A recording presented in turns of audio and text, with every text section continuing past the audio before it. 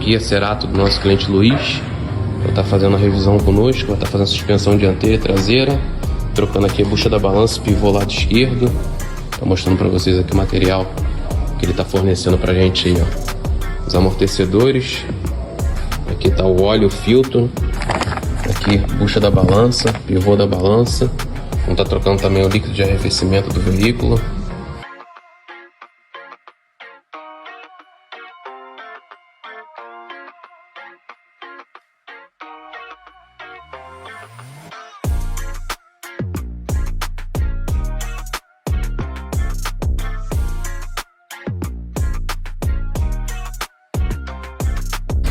A VigCar vai estar fornecendo aqui, ó, os batentes e a coifa para estar instalando no veículo.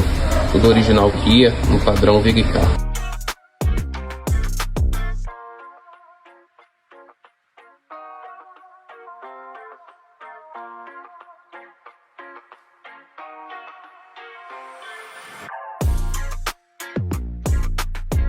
Aqui tá a balança dianteira esquerda, tá com a bucha estourada e o pivô também.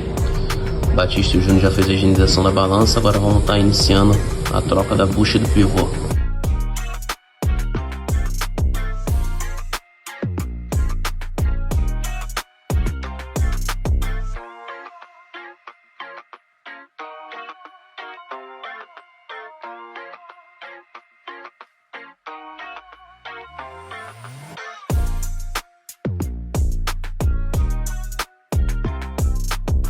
Aqui é o amortecedor traseiro do Kia Cerato, já foi removido, já tinha estourado, ó, já estava sem a proteção.